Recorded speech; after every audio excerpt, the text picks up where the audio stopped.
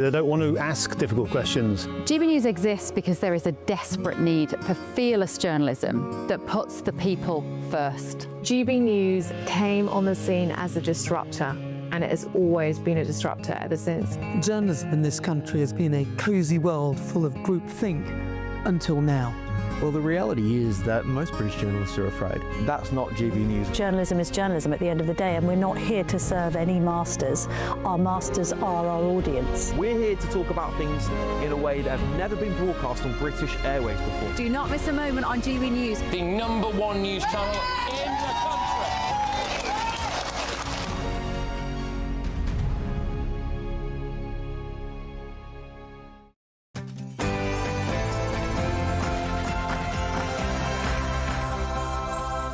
Well, one of the best sets of newspaper front pages I can remember in recent times, actually. We have had Sir Keir Starmer wanting to rip up international law to boot illegals out. The Home Office admitting they don't know how many illegals are out. And President Trump as well appears to be calling everyone in Europe weak and that we won't be able to stand on our own. But let's go stateside now to find out what Bev Turner has got in store for us with The Late Show Live. Bev. Thank you, Patrick. You're right. It is a fantastic set of front pages this evening, and we're going to be diving straight into them. And Labour's National Youth Strategy is about to be launched any second now. So I'll tell you what they're planning to do for kids, because everyone's going to be talking about it tomorrow. Don't go anywhere. Thanks, Patrick. This is The Late Show Live.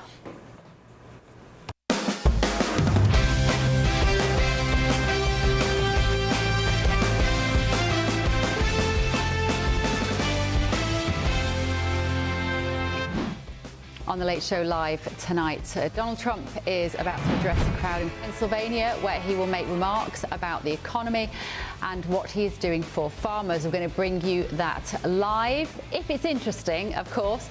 Also on the show tonight. Now, fake news was a great term, except it's not strong enough. You know, I'd like it to be stronger. You know, the word fake is one thing, but this is beyond fake. This is corrupt. Guess what? It's another BBC versus President Trump row. They've done it again. A leaked dossier reveals that the BBC misrepresented what he said on another occasion. I've got all the details for you tonight. Meanwhile, If you take a look at London, you have a mayor named Khan. He's a horrible mayor. He's an incompetent mayor, but he's a horrible, vicious, disgusting mayor. I think he's done a terrible job. London's a different place. He's at it again. Another row breaking out between President Trump and Sadiq Khan. The American president properly slammed him again in another interview. The Mayor of London has responded, of course. We're going to let you know what he said. We've got lots of breaking stories for you this evening, including what the government wants to talk about in tomorrow morning's interviews.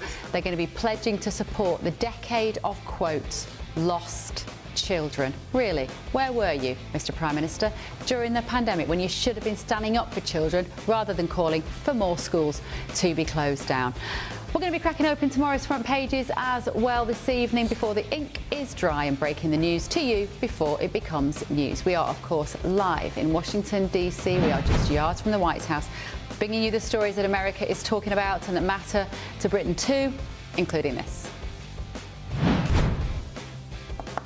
Take a look at the future. Not too distant future, in fact. That monstrosity on your screen is going to be a flying taxi in the UK, ladies and gentlemen, by 2028. Apparently, it's going to avoid the queue on the M4. It's going to get you to the airport. Scary, or do you welcome such innovation? I'm Bev Turner. This is The Late Show Live, and our nights is just getting started.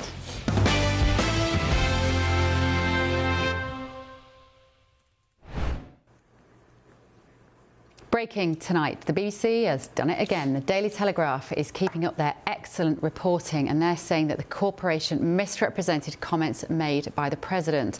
An internal memo says that last year in November, Sarah Smith, the BBC's North America editor, reported that President Trump had been ratcheting up the violent rhetoric when talking about Liz Cheney, the daughter of former US Vice President Dick Cheney. She also said in the latest spat, Donald Trump has been accused of being petty, vindictive, and a wannabe tyrant because he suggested that one of his political opponents should face guns, have them trained on her face, But have a listen to what he actually said. She's a radical war hawk. Let's put her with a rifle standing there with 9 barrels shooting at her, okay? Let's see how she feels about it. You know, when the guns are trained on her face. You know, they're all war hawks when they're sitting in Washington in a nice building saying, oh, gee, let's send 10,000 troops right into the mouth of the enemy. So just to remind you, he was accused of saying that she should face guns and have them trained on her face. With me now in the studio is, guess who? GB News colleague Tom Harwood is with us this evening. Tom, good to see you. And also political analyst Eric Ham. Eric, great to see you this evening. So, Tom, let's just talk about this BBC versus the White House story yet again. What's your response to it when you hear it? Well, this was covered by a lot of people at the time, and it looks like the BBC just didn't do their due diligence again. I mean, this is a political argument that Donald Trump was making for one of the most famous neoconservatives in the United States, someone who's supported wars in Iraq, supported intervention in Syria, for instance. And Trump was saying, look, if you're going to be saying we're going to send thousands of young men off to these war zones and we're going to have Americans face guns trained on their face, isn't it interesting that the politicians never want to go to those same war zones and have the guns trained on their face? That was the rhetoric he was using. And yet someone reported this, and with no due diligence, with no critical thinking, you have reporter after reporter, even in organisations that purport to be balanced, not looking at the original source of the comments, just repeating, mindlessly parroting the same line. It's a real shoddy piece of journalism to do that. And it just shows, Eric, doesn't it, that these journalists, when it comes to Donald Trump, whether it was term 1, term 2, any other time in between, it doesn't really matter what you say because nobody likes him anyway. We're just going to slightly lubricate the truth here and no one's going to notice. Well, while that I think might be true, I think journalists need and should be held to a higher standard, and irrespective of what they think of President Trump, that's where your professionalism comes in, quite frankly. You have to be able to parse and actually provide the nuance. And also, it's more important, I think, for their own credibility that no matter what he says, I think you have to report it verbatim because, again, he's the president of the United States. And I think when we look at particularly this clip, what we're seeing here is this is a battle of neocons and hawks versus doves, in fact. And so I think it's a very salient argument and conversation. And quite frankly, if you look at the Republican Party right now and Donald Trump back in power, it shows clearly that he's a man that actually won that battle. And it really highlights, Tom, for me, the difference between the British media and the American media, this story, because as you know, when you spend time in America, you turn on one channel and it's incredibly right-wing, you turn on the other channel, it's incredibly left-wing, to use those old-fashioned terms. Whereas in the UK, we have to be held to higher standards, and we are held to higher news standards of impartiality. And I don't think that's a bad thing, incidentally. But I think that's why it becomes why it's so shocking to me when these incidents are raised, that the BBC have got away with it for so long. Well, we wouldn't. There's a real blind spot that the BBC has here, because the media that they consume over here in the United States is not the same sort of impartial media that they would consume in the United Kingdom. They'll watch MSNBC, now called MS Now. They'll watch CNN and they'll think that's the gold standard. We can just repeat that verbatim. But they can't repeat that verbatim. They've got to do the extra hard yards. They've got to do their own independent research into what has actually been said. And I think this is just lazy journalism, plain and simple. And a bit of Trump derangement syndrome. It's almost like that journalist at the BBC has heard him talk about guns. You know, she's sort of paraphrasing in a way, like, it'll be okay. What was her name? Sarah Smith.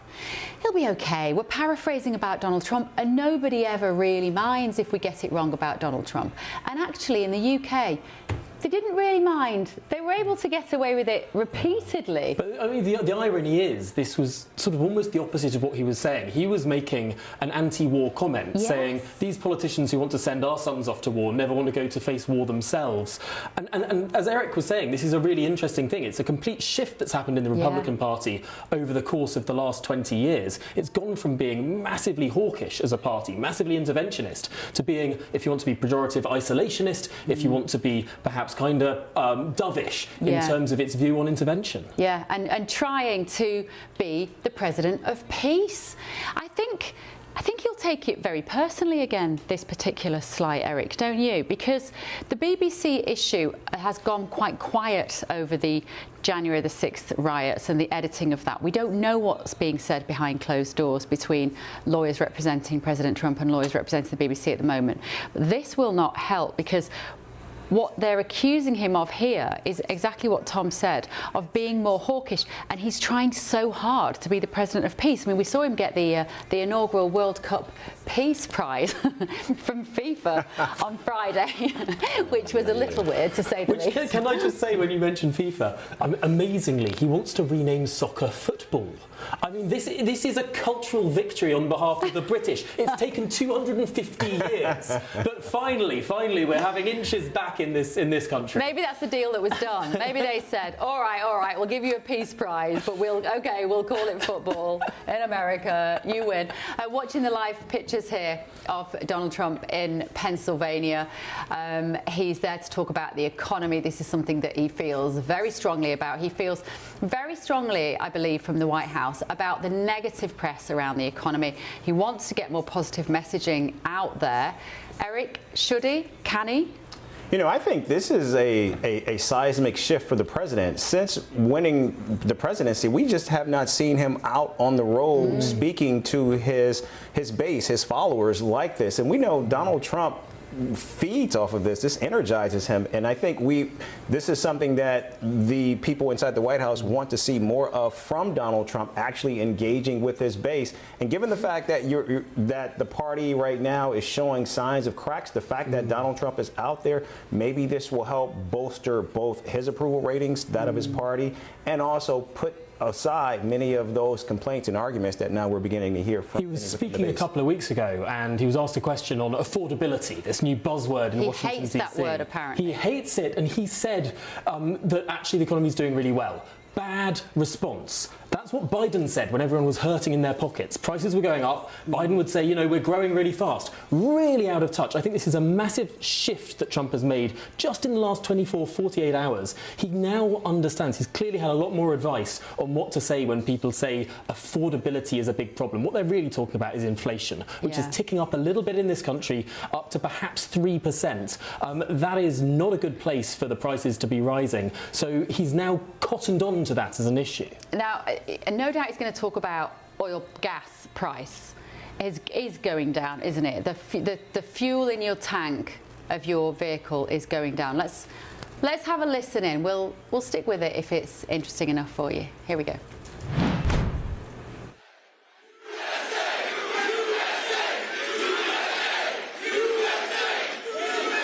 Well, this is a nice crowd. You got a lot of people.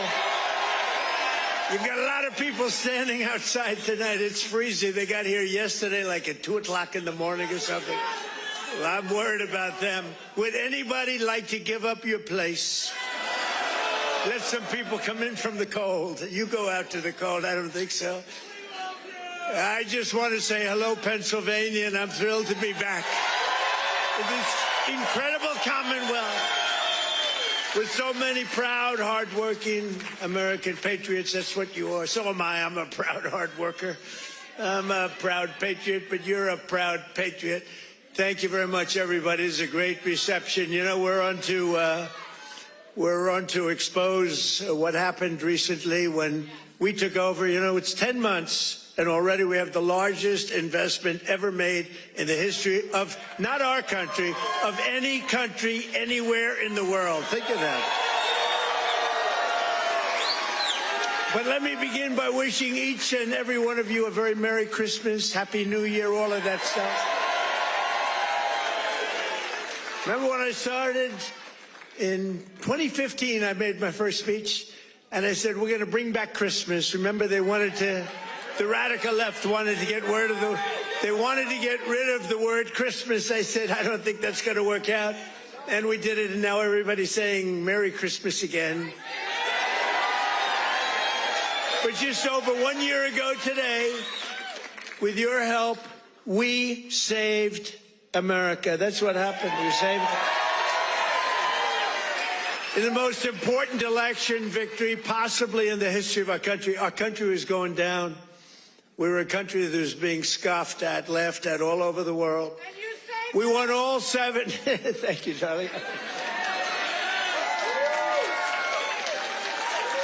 She said, and you saved us. Who are you? Stand up, please. Who said that?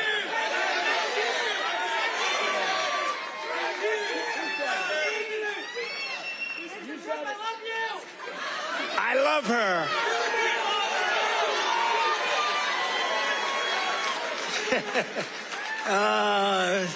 Only in Pennsylvania can this happen. I know the state. By the way, last election, did we kick ass? We won. That means we won 3 times in a row, as you know. But we won all 7 swing states. We won the Electoral College, 312 to 226. We won, and by the way, the real vote was much more than this, but we wanted to make it too big to rig. We won the popular vote for the first time of any Republican in many decades, and we won 86% of all counties in America, 2,700 to 525. That's good. We did it. Not me, we did it. And now, after just 10 months in office, I'm pleased to report that America is winning again, Pennsylvania is prospering again, and I will not rest until this Commonwealth is wealthier and stronger than ever before.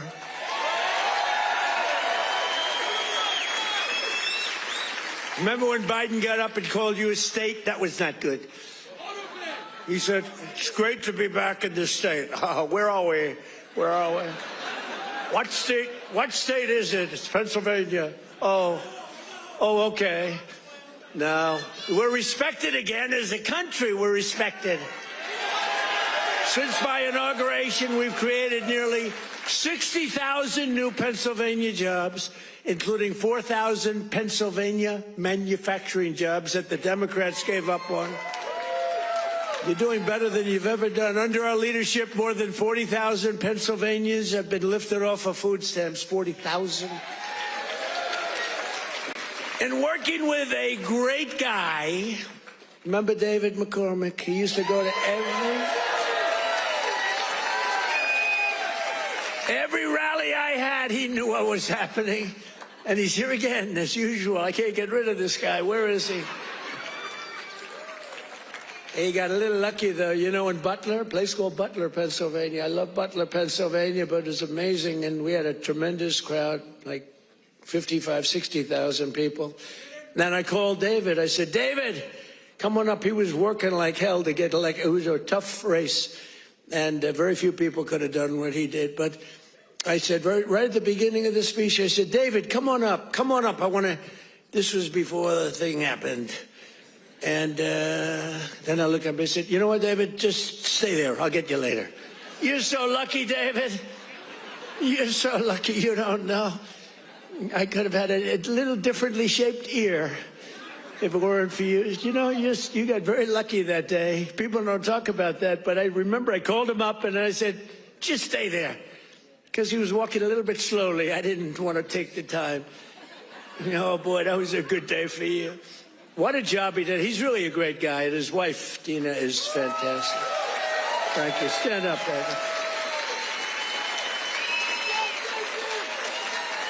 He's a lucky man. Working with Senator David McCormick, we've secured commitments for nearly $100 billion of investments in Pennsylvania. We were up here a few months ago. Some of the greatest energy companies in the world made that. We were doing it on a beautiful day. A little warmer than it is outside today, David. But over $100 billion, and we've saved a great American company. You know, we saved, this little group of people and me, saved a little company called U.S. Steel, and it's hot as a pistol now. And we have the keys to the company. It's always going to be here. It's never moving. They said, what happens if it moves to Japan? I said, you can't move a steel mill to Japan. You can move a headquarters, but the steel mill stays here. That's all that matters. And I will tell you, the company is spending billions and billions of dollars, and there was no second by comparison. Other companies were interested, and they really are. They call me all the time, tell me they're really excited about it. And, you know, they're building a lot of additional plants. It's turning out to be beyond what anyone thought possible, but we had to save U.S. Steel. U.S. Steel was one of the greatest companies, which really, for a long period of time, years ago, the greatest company anywhere in the world. U.S. Steel was, you see it with the big factories that were, I mean, 2 years ago. Now it's starting to fill up. The tariffs have filled it up because people are coming here. Other steel companies are coming to Pennsylvania now because of they don't want to spend 100%, 50%, 25% on tariffs. Are all coming in. It's amazing. You know, the word, remember when I said tariff? My favorite word is tariff. True, but then I got a lot of heat from the fake news. Look at all of them back there. I took a lot of heat. I got up early on. I said my favorite is turning out, you know, tariffs are bringing us hundreds of billions of dollars. I just helped our farmers out because they're starting to do really well. But in order to try and negotiate, some countries played a little cute, and we just gave them right out of a tariff money, cost us nothing, right out of the hundreds of billions that we've taken in. We gave the farmers a little help, $12 billion, and they are so happy. And all they want is a level playing field, and now it's happening. And the tariffs are making them rich. It's going to be, you're going to see what happens over the next 2 years. It's like a miracle is taking place. But we've taken in hundreds of billions of dollars, really trillions. Scott, we have the great Scott Bessent. Scott, stand up. And if you add to that all of the companies that are pouring their money to building plants in Pennsylvania and many other states, auto plants, AI plants, plants of every type, which we would have never had if we didn't put the tariffs on. Did you see where Europe now is saying, I think we got to start doing what Trump is doing. We've got to start putting on tariffs because we're getting our asses kicked, and it's true. But, Scott, if you really think about it, it's trillions of dollars, not billions of dollars, right? So it's amazing. It's the smart people understand it. Other people are starting to learn. But the smart people really understand it. 1 year ago, under Sleepy Joe Biden, have you heard of him?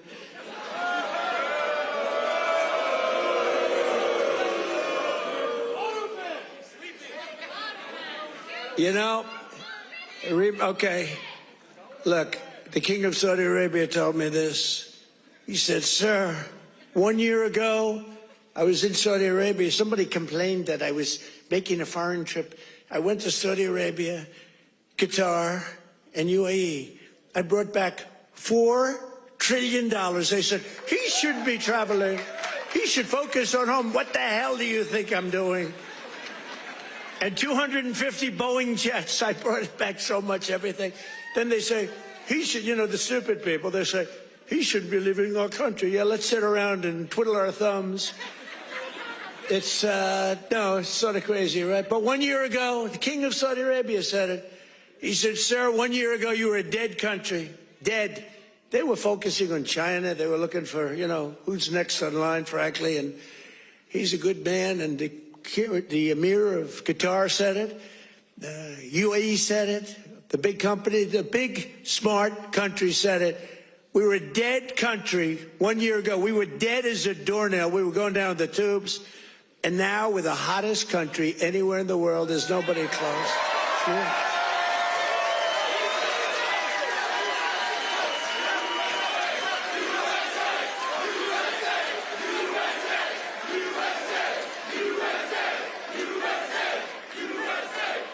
And it's because of the election on November 5th, because that's when it started. You see what's happening with recruitment in the military. The enrollment is the highest we've ever had. And, you know, right before November 5th, we couldn't get anybody in the military. We couldn't get police. We couldn't get firemen. We couldn't get anybody. And after November 5th, that's when it started. Right now, we have the highest enrollment we've ever had, the greatest recruitment days we've ever had in the military. It's amazing. So it's November 5th, And it's also, again, this a thing called tariffs. And I told you, I was about to say that, you know, because I love the weave. You know what the weave is? You go here, bing, bing, bing, bing. You always have to get back to the right location. But otherwise, they'll criticize you for straying from the speech. By the way, if I read what's on the teleprompter, you'd all be falling asleep right now. But it's true, 1 year ago, and during periods of time, I'd say my favorite word is the word tariff. I love it more than any other word in the dictionary. And the fake news said, that's terrible. What about God? What about family? What about religion? What about your sons, your daughters? What about how terrible that's this? So I moved it back to fifth. I have it to fifth, and now I'm in no trouble with the fake news, you know? They say, what about religion? They always find, so you have to weave a little bit with the punches. You have to go, you know, the boxers, you got to go with the punches. But it's been amazing what's happened, and it's been amazing. It's a transformation of our country. I have the greatest oil man anywhere in the world. I see him sitting right there, Chris Wright.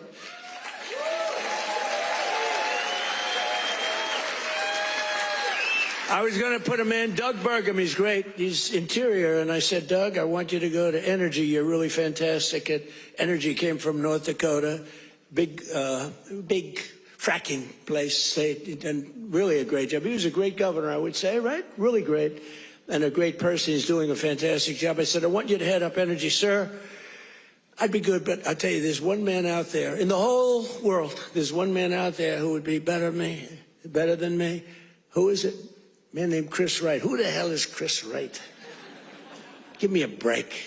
I never heard of the guy. Well, you never heard. He's the biggest there is. He's the smartest there is. The greatest oil man in the world. Chris Wright. I said, I got to see this guy. And after about 2 minutes, I understood exactly what Doug was saying. So I said, okay, Doug, you'll go to Interior. You work with, because interestingly, Interior owns all the land that has the oil. And he has all the expertise that drills the oil. And I said, you know, we'll do a friendly merger here. This is pretty good. And that's what we did. And we're right now drilling more oil than we've ever done ever before. Prices are way down. We just had 4 states. It was just reported that 4 states had $1.99 a gallon. Right? We're sawmaking. So I want to introduce Chris Wright. Stand up, Chris.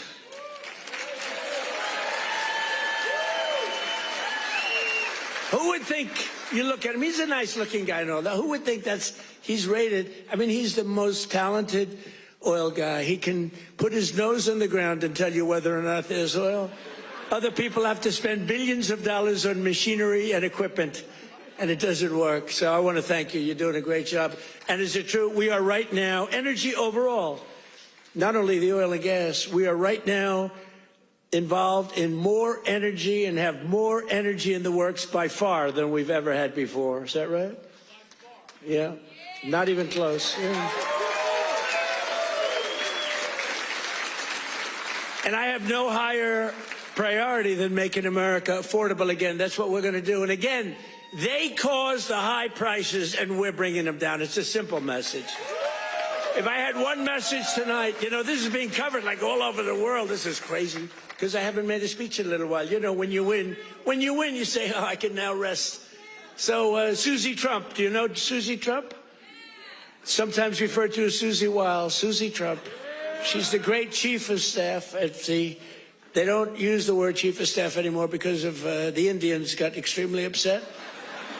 But now the Indians actually want their name used, which is true. They never didn't want it used. But the chief of staff, and she's fantastic, she said, we have to start campaigning, sir. I said, I won. What do I have to do already? They said, we have to win the midterms, and you're the guy that's going to take us over the midterm. Where's Susie? Susie, come on, Susie. Look at Susie. Susie's the greatest. And who do we see there? We even brought our superstar today, Caroline. Stand up, Caroline.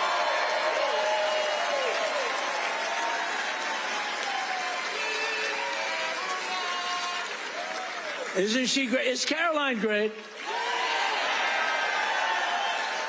You know, when she goes on television, Fox, they dominate. They dominate when she gets up there with that beautiful face and those lips that don't stop, up, like a little machine gun. She's got no fear. You know why she has no fear? Because we have the right policy. We don't have men in women's sports. We don't have to sell men in women's sports. We don't have to sell transgender to everybody.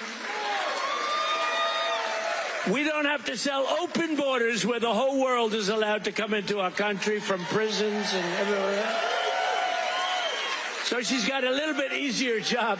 I wouldn't want to be the other side's press secretary, right? Thanks, Carolyn. Great job. We appreciate it. But that's our message. They gave you high prices. They gave you the highest inflation in history, and we're bringing those prices down rapidly. Lower prices, bigger paychecks. You're getting lower prices, bigger paychecks. We're getting inflation. We're crushing it. And you're getting much higher wages. I mean, the only thing that's really going up big, it's called the stock market and your 401ks. It's going up. But I say it, and I said it the other day, and a lot of people misinterpret it. They say, oh, he doesn't realize prices are high. Prices are coming down very substantially. But they have a new word. They always have a hoax. The new word is affordability. So they look at the camera and they say, this election is all about affordability. Now, they never talk about it. They never talk. Thank you very much. They say I'm not allowed to run. I don't know what the hell that's all about, but that's okay. He said 4 more years. You see the new hat? We have 4 more years. 2028. We have all sorts of hats.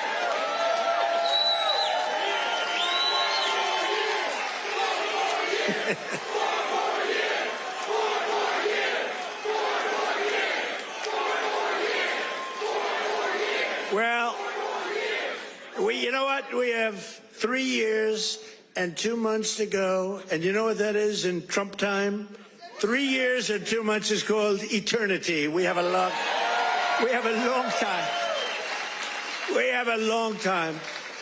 But under Biden, real wages plummeted by $3,000 a year. Under Trump, the typical factory worker has already seen their wages increase by more than $1,300, and that's in just a few months. And for construction workers, it's $1,800 up versus $3,500 down, and I think their number is wrong. It's much lower than that. For miners, do we love miners? I love miners. I don't know how they do it, going 10,000 feet under the ground, and they wouldn't trade jobs with me. If I gave them a beautiful, magnificent penthouse in the middle of Manhattan, where I used to live, if I gave them the most beautiful penthouse, they wouldn't take it. They'd rather go 10,000 feet underground and dig. That's what they want. For miners, their wages went up $3,300, and we're bringing back coal. But my administration cannot talk about anything else except when they say the word coal, they have to precede the word by 2 words: clean, beautiful. So we only call coal clean, beautiful coal. Is that right, fellas? Because coal needs a little public relations help. It's a very powerful fuel. It's used by China. China makes all our windmills, but they don't have any wind farms. It's a little interesting, isn't it? Wind is the worst. That's a scam. They ruin your valleys. They ruin your peaks. And the most expensive energy, the only ones that get rich are the developers who make a fortune. You have to change your windmills. And most of them are made in China, but China has very few wind farms. You know why? Because they're smart. You know what they do have? A lot of coal. They love coal. So that's okay. But we have clean, beautiful coal, and we brought it back into vogue. We have nuclear, we have oil and gas, we have sort of everything. We don't approve windmills. We don't approve it, I'm sorry. We don't like things that kill all our birds. And that every time you put one up, only the guy that owns it makes a lot of money. Those guys, what a joke, and they are ugly. You're right, sir. But Democrats talking about affordability is like Bonnie and Clyde preaching about public safety. And they are really truly the enemy of the working class when they do it, because we're going to have a great energy policy. You know, our oil prices are coming down very substantially, energy prices. And honestly, with that, everything comes down, because there's nothing nearly in the category of oil. You wouldn't even know what second is. There are seconds and thirds, but it's so far down the list we don't even talk about them. You get energy prices down, which we're doing. Again, the greatest amount of drilling, the greatest amount of fuel being produced right now in our country than ever before, by far. It's not even a contest. And when that happens, those prices come down. That's why you're seeing oil per barrel coming down nicely, very nicely. We don't want to go so rapidly because we want the people that produce it to keep producing it, but they're doing good. But it's amazing. But when energy comes down, your other prices come down too, all of your prices. And that's exactly, we inherited the highest prices ever, and we're bringing them down. We inherited the worst inflation in the history of our country. Think of that. And we're bringing them down rapidly. Their entire agenda is about robbing working people to fund their far-left cronies and give lavish benefits to foreign migrants and illegal aliens. You can't do it. Look, we all have a heart. We don't like what's happening. But, you know, when they allow them to come in, we have a border that, by the way, they don't talk about the border. Why don't you talk about the border anymore? The border is, for months, it's closed. Actually, their people, because they're radical left, their people, radical left, they rate the border and everything. You know how many people came into the border over the last 7 months? You know what it is? Zero. Zero.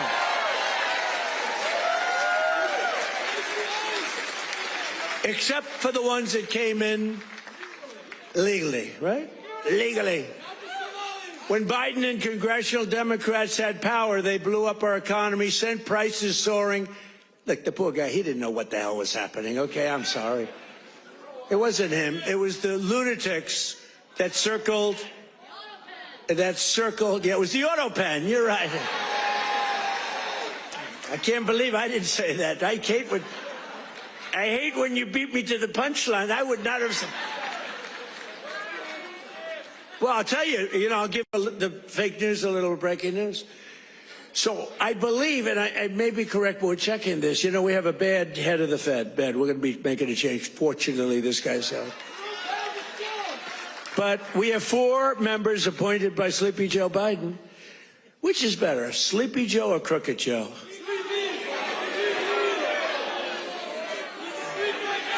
Historically, when I've done polls, from people, I do my own polls.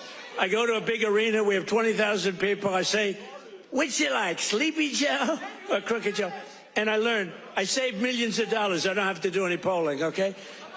Typically, Crooked Joe wins. I'm surprised, because to me, he's a sleepy son of a bitch, who destroyed our country. If we didn't come along, and it's not me, it's all of us, if we didn't come along, this country was destroyed, I'll tell you. It would have been destroyed. But now Democrats in Congress want to take us straight back to the Bidenomics. They don't change. And I don't really talk about it because, for instance, I watched a congressman the other day on a television show. They were interviewing a Democrat. He was fighting like hell for men to play in women's sports, okay? And I was going to put something out. I was going to he's a well-known congressman. And I said, let's save it about 2 weeks before the election. Right, David? We don't want to do it now. What the hell good does it do now? Let's save it for about 2 weeks because we don't want them to change. Just let them keep going. I think transgender for all is a great, great thing for the Democrats to be talking about. Transgender for every member in your family. If they're not feeling well that night, let's just change their sex. Now, let's not talk about it. Let them go and let them fight to get these things. I think open borders are great. Where prisons are emptied into our country, right? Where people from all over the world being dumped into our country, the people that aren't wanted in their countries, by the way. I think that's a great, like Somalia. Welcome. Do we have any individuals from Somalia in the group? Please raise your hand. That's from Minnesota, you know. That's called the Great Big Minnesota Scam with one of the dumbest governors ever in history.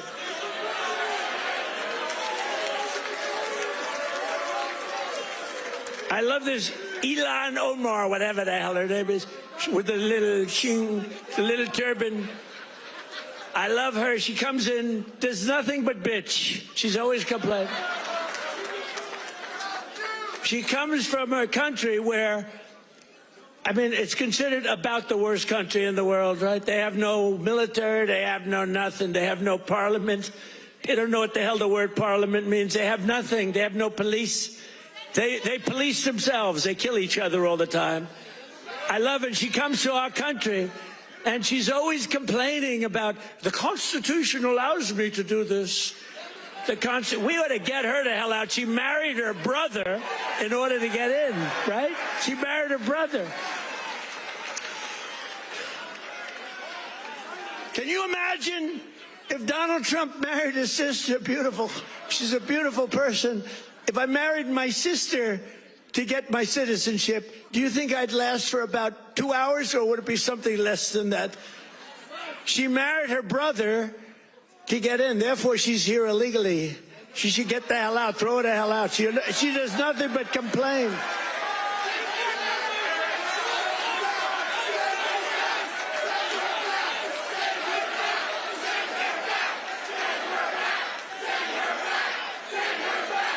So now, and we have our savior in this room. His name is Secretary of the Treasury, Scott Bessent. He's right there. Because that very handsome man, by the way, if you're picking the Secretary of the Treasury, is he like the perfect guy for a movie? He's made for the movie. Stand up, Scott. Look at him. No, he's central casting. He's central casting. But you don't, under that beautiful exterior is a killer. And here's what happened. He is in charge of the investigation of Somalia and the billions of dollars they have robbed from Minnesota, right? I hope you do your job. I hope you're not one of these Republicans where something comes up and they don't do what they should do because they're nicer people. You know, they're much nicer people than the Democrats, but Scott's actually not a nice person at all. So, Scott, you're in charge of that investigation? Okay, I'm not interfering at all. I'm just saying, please do a good job, honest and fair. Right? Honest and fair.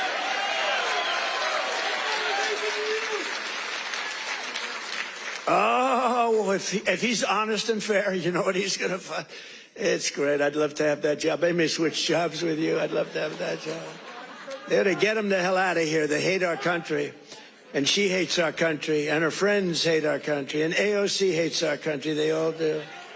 And we have a new candidate in the great state of Texas, where I won Texas by more votes than anybody. And you have to understand, I'm being judged by these bad people back there, the fake news. So anything I say that's slightly off, I get like headlines. Donald Trump exaggerated, or Donald Trump lied. They give me Pinocchios, Washington Post, a Pinocchio. They lie every day. They give me a Pinocchio. But think of this. If I make even the slightest mistake, what they do is they go after me. Everything I say is correct. We have now a new candidate. I won Texas by the largest vote in the history of Texas 3 times, okay? I love Texas. Just like I love Pennsylvania, the Commonwealth of Pennsylvania. Just like I love, honestly, every one of our states. I love all of our states, and we've done so well. I love all of our states. What? By the way, is this a different country now than we had a year and a half ago? Right? What a difference. Crime is way down, despite the fact that we have many, bad people entered our country. Many of them are being taken out. Ultimately, they're all being taken out. Washington, D.C., we had a tragic incident, as you know, with the two incredible people. What a terrible thing that was just 2 weeks ago, right? Just a terrible National Guard, terrible thing. Sarah and Andrew. Sarah passed away. She's looking at us from heaven, from above, and she was killed almost instantly. They kept her alive. Her parents came from West Virginia, another great state. Her parents are incredible. They couldn't believe it. She was 20 years old, perfect. She was just getting a little promotion. They were so proud of her. She was on her way up, and she was shot in the head, the brain, shot in the brain, shot in the head. They were able to keep her alive long enough for her parents to come in from West Virginia and say goodbye to her. And Andrew is the second one, who's also from West Virginia National Guard, incredible people. And so they were both from West Virginia. And his mother's named Monica. And Monica's the most positive person I've ever seen. The night that he was so badly hit and the doctors gave him almost no chance, I called their hospital room and spoke to her. And she said, sir, he'll be fine. Oh, no, I'm telling you, I'm praying. The whole country is praying. Sir, I'm telling you, don't worry about it. He's going to be fine. This is the mother talking to me. And the father's like devastated. He's an incredible guy too, both. And I went and invited them to the Oval Office, and they came in. She said, sir, he's fine. It was amazing, actually. And today, Monica, she said, we're all praying, and I'm praying. And then she called to say, sir, he moved his finger today. This is like 3 days later. He moved his finger. And today I got a call that he got up from bed. Do you believe that? He got up. He got up.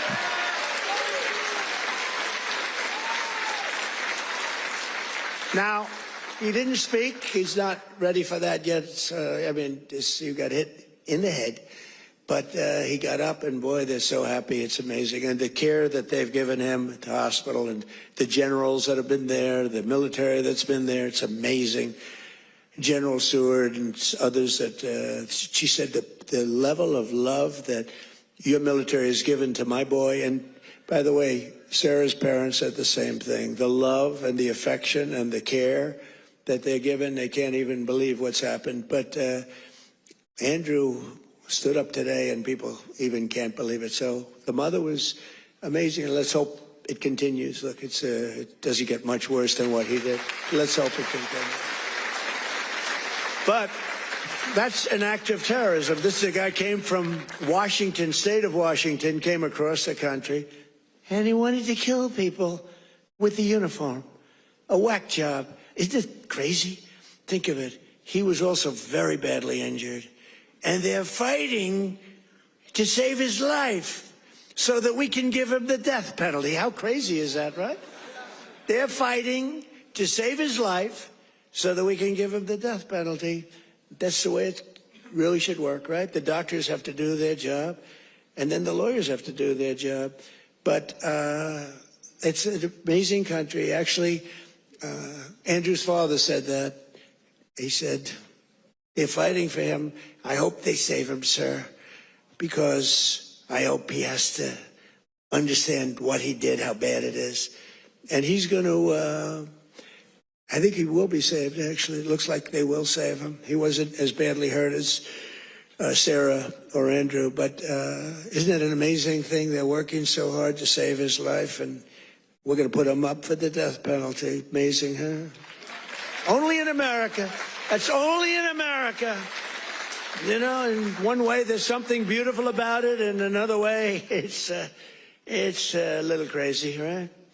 In my first term, we built the greatest economy in the history of the world. You know that. We had the greatest economy in history, even with the COVID came, and it really hurt the world. It was a gift from China, but China got hurt very badly, too. We're getting along with China. They're buying a lot of our soybeans. Keep buying those soybeans there. You know, you heard all about magnets and rare earth. They were great. I met with President Xi. Scott was with me, and we had a whole group. Marco was there, and Chris was there. We were all there, and we made incredible deals with China. We're getting along. Getting along is a good thing. You know, getting along is a good thing, not a bad thing. It's a smart thing, and they're buying literally trillions of dollars worth of our products and all of that. And we had a very good meeting. Remember, the whole world was going to shut down over rare earth. That was 2 months ago, and that worked out very well. It all works out well. If you have a smart president, it works out well. If you have a dummy, it doesn't work out. But we had a great economy. We had the greatest economy in our country's history, but we had what's called the greatest economy. This is the first term, probably ever, of any country. Now, in addition to that, we rebuilt our military. We got the biggest tax cuts ever. We got the biggest regulation cuts ever. We had the best job numbers. We had a great first term. Or frankly, to be honest with you, I wouldn't be standing here. Because if I had a bad first term, you know, you might say, I like him. He's really good. But we had a lousy first term. You're not going to vote. You voted for me because we had a great, despite all of the Russia bullshit, despite all of the impeachments, you know, think of it. The impeachments, all of the crap we had to go through with these crooked Democrats. They're crooked as you could be. They're bad people. They're sick people. But despite all of that, we had an amazing first term. Our second term is blowing it away. It's blowing it away. So we're doing it again, but bigger, better, and stronger than ever before. There's more work to do, but today, 22 states, we're setting 22 total. Is that right, Chris? That just came out, that statistic. We're down lower than we've been in 7 years in gasoline prices and oil prices, not just the 3 states that I talk about with $1.99 a gallon. How would you like to have $1.99? You know, that's the equivalent of a very major tax cut. You know, when you get the energy prices down, it's really the equivalent, maybe even in many cases better than a big tax cut, which we gave you. We gave you the biggest tax cut ever in the first term. We then gave you, with the great big beautiful deal, which is phenomenal, we gave you something that's even better than we did. We gave you an extension of the biggest tax cuts and the biggest tax cuts ever, even bigger than the first term. And that's one of the reasons that your 401ks are through the roof. It's one of the reasons that the stock market is at the highest point. So rent prices are down, dairy prices are coming down very strongly. The cost of Thanksgiving turkeys was down by 33% compared to the Biden era. Biden era. You know what you did during the Biden era for Thanksgiving? You said, oh my God, this is terrible. It was a rotten Thanksgiving. And Walmart, I thank them. You know, they came out with a big, like sort of a numbers thing, a chart, and they had it 25% less. So that's pretty good. A Thanksgiving meal with all of the trimmings is 25% less under Trump than it was a year ago under Biden. That's a good start. We're bringing it down, and we're coming down more. We're coming down a lot more. It takes a little time to come down. They were ruining. They're going to destroy our country. The cost of a Christmas ham, what? Don't forget who? Oh, eggs. I'm getting to eggs. But you're right. Remember with eggs where I had my first news conference. 2 days went by and I had a news conference, right? Unlike Biden, 2 years go by, he still didn't have it. Remember? He'd walk off the stage. He's finished with his, sir, you finished with your speech. Now what? You finished what? And then he'd walk into a wall. What he did, and it wasn't him, it was some really smart, radical left lunatics. What they did to our country, we can never forget. We can never forget. But you remember the first eggs? We remember the first 3 days. I just got there. Sure, what's these people? 2 of them are there, right there. Look at all those cameras you got. You got a lot of television going. 2 of them were there. And I'm talking about, yes, I look forward to getting involved and doing great things. What about eggs? Eggs are down. As they go, eggs. They said, the price of eggs is quadrupled. I said, oh, I didn't know that. Tell me about it. It's gone up like 4 or 5 times. Remember eggs right at the beginning? He's right when he says eggs. It went up like 4 times. It was like crazy. And they said, sir, don't buy. They came into the Oval Office. Sir, you know, we have an Easter egg hunt. It's like a thing for 150 years at the White House. Beautiful. They said, sir, we're going to buy plastic eggs this year. Plastic eggs. We don't have, you know, enough eggs to go around for that. I said, you're going to buy regular eggs. And by the time Easter comes, we're going to have so many eggs, you're not going to know what to do. You're not buying plastic. And we didn't. And Brooke Rollins, our Secretary of Agriculture, did an incredible job. And eggs dropped like a rock. And we ended up buying a lot of eggs for a lot of... But the price of eggs is down now 80% since March. Think of that. And we have 2 price charts. Do you remember the last time I pointed to a chart? My all-time... I don't care what these charts say. My all-time favorite chart was the chart I had in Butler. I said, let's look at the chart. Ding, bing. I don't care how good that chart looks. It's shit by comparison to the one in Butler. It's nothing. I like the Butler chart. Remember, that was on how great employment was and all this. But I like it for other reasons. Look at that chart. It's good. But now I talk about the Butler chart, I don't even want to look at it. Doesn't mean anything. But look, Biden price increases and Trump price increases. Look at Biden. Up 37, 24%, 22, 21, 30.7, 30.7 again, 10.4%, 49%. Trump, the price is down 5.1, 4.2, 0.5. Down 4%, 2 points, 2.9. Look at that. Our prices are coming down. Their prices, it's a hoax. They're just, remember they said the Inflation Reduction Act. Remember that? Billions and billions, hundreds of billions of dollars. The inflation, and after they got it approved, because we had a few Republicans that went along with that whole hoax. And remember, we're going to pass the inflation. And I said, there's nothing to do with inflation reduction there. There's nothing to do with that. It has nothing, it had nothing to do with inflation either way, other than raising inflation, perhaps, because it was such a stupid. And then they admitted, they fought it like, oh no, this is inflation.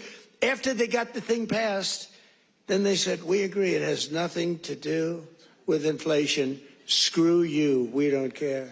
That's what it is. We're dealing with bad people. And the word affordability is the exact same thing. And I can't say affordability hoax because I agree the prices were too high, so I can't go to hoax because they'll misconstrue that. But they use the word affordability, and that's their only word. They say affordability. And everyone says, oh, that must mean Trump has high prices. No, our prices are coming down tremendously from the highest prices in the history of our country. And look at that chart. Let's see the next one. You have another one, I think, mortgage rates. Even with a lousy Fed chair. We have a lousy Fed chair. Oh, and by the way, it looks, you're going to have to check this, please. I just heard it could be that all 4 commissioners in the Fed signed by Biden, including Too Late. You know who Too Late is? Too Late, pal? Jerome Too Late. He's too late with his interest rates for a reason. He's a bad guy. He's not a smart guy, but he's a bad guy. Too Late. Is he going to lower rates a little bit, finally? Did you see where Jamie Dimon, respected guy, said, you got to get the rates down, you schmuck, you know? But I hear that the Autopen may have signed those commissions. If they signed those commissions, now maybe I'm wrong, but we're going to check. Have you checked that? Are you hearing it? Who signed it? Did he sign it or did the Autopen sign it? I'm hearing the Autopen. You know, you can't use the Autopen unless it's very strongly authorized, unless you show you know what the hell you're doing, which is impossible of him to show. So, I don't know. I think it's something we have to look into. You put people there that are not authorized to be there. I know I signed Chris Wright. I signed everything, but I signed Chris Wright. If I gave you an Autopen, they could throw you the hell out of here, Chris. The difference is they would do it, you know? We try and be too nice. No, would you check that, Scott, okay? Because I'm hearing that the auto pen could have signed maybe all 4, but maybe a couple of them. We'll take 2. So look at that, Biden. I love that laugh. Who's the woman with that great hearty laugh? That's a woman that likes Trump. That's not beautiful. Anybody can laugh with that happiness. She likes Trump. He likes Trump, too, with the hat. Yes, that's right. Thank you. Thank you, man. Thank you. So, Biden, new yearly mortgage cost increases, and Trump, new yearly. Look, we went down with our rates. They went up with their rates much. That's a lot. So, with us, you save $2,900, almost $3,000. And with them, you go up. It costs you $15,000. You don't hear that because the fake news doesn't tell you that. And these are charts. These are government charts. These are not made up by Donald J. Trump. These are government charts. Do you have a third chart? Because I like these charts very much. Not as much as Butler, but I like them. You have any other charts? Because so far they're playing quite well. Oh, look at that. Real wages. Look at that. Losses and Trump real wages gains for the typical worker. Wow. I mean, that's incredible, right? So look at the amount of loss. 18.5, 106. What the hell is that all about? Is that even possible?